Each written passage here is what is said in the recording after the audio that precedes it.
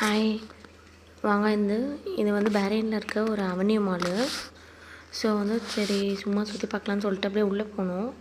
உள்ளே போனால் இந்த மாதிரி ஒரு செம்ம டெக்கரேஷனில் வந்து சூப்பராக பண்ணியிருந்தாங்க. அப்படியே வந்து ஒரு 4 கேட் வந்து 4 சைடும் கேட் இருக்குது.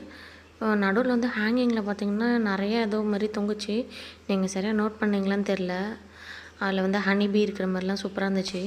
சரின்னு சொல்லிட்டு உள்ளே மால்குள்ளே போயிட்டு அந்தாண்ட சைடு போனோன்னா இந்த மாதிரி நடுவில் வந்து பீச் மாரி இருக்கும். இந்த தண்ணிலாம் இருக்கும். அதை சுற்றி வந்து மால் இருக்கும், ஷாப்ஸ்லாம் இருக்கும். போயிட்டு அந்த இடத்துல வந்து இந்த குதிரை வச்சு ரங்கராட்டின மாதிரி இருக்கும்ல, அதெல்லாம் வச்சுருந்தாங்க. சரி ஓகே, பையனை உட்கார வச்சு போகலான்னு பார்த்தா அது 2 BD அந்த மாதிரி சொன்னாங்க, ஒரு 2 மினிட்ஸ்க்கு போகிறதுக்கே. அப்புறம் இந்த மாதிரி ரிங் லைட் மாதிரி ஸ்விங்கிங் இருந்தது. ஸோ அதில் போயிட்டு உட்காந்துட்டு நல்லா ஃபோட்டோஸ்லாம் எடுத்துகிட்டு நல்லா கொஞ்சம் சில் பண்ணிட்டு நல்லா. பஹ்ரைனில் வந்து இப்போ 2 நாளாக மழை பெஞ்சிட்ருக்கு. ஸோ அதனால் நல்லா கொஞ்சம் வந்து கோல்டாகவே இருந்தது கிளைமேட்டு. அப்புறம் இந்த மாதிரி குழந்தைங்களாம் வந்து விளையாடுறதுக்காக இந்த மாதிரி நிறைய கேம்ஸ் மாதிரிலாம் வச்சுருந்தாங்க. இதெல்லாம் பார்த்திங்கன்னா கொஞ்சம் காஸ்ட்லியாக தான் இருந்தது.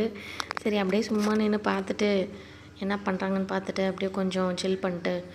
இந்த வியூ வந்து நல்லா இருந்துச்சு. இந்த பீச் சைடு அந்தாண்ட நிறையா பில்டிங்ஸ்லாம் இருந்து வியூ நல்லா இருந்தது. இந்த இடத்துலலாம் கொஞ்சம் ஃபோட்டோஸ்லாம் எடுத்துகிட்டு அப்புறம் கொஞ்சம் ஸ்நாக்ஸ்லாம் எடுத்துகிட்டு போயிட்டு அங்கேயே உட்காந்து சாப்பிட்டுட்டு அந்த மாதிரி சூப்பராக போச்சு. ஏன்னா நேஷ்னல் டேன்றனால அடுத்த 2 நாள் இங்கே லீவு விட்டால் சின்ராஸை கையில் பிடிக்காத சுச்சுவேஷன் தான் இருக்கும்.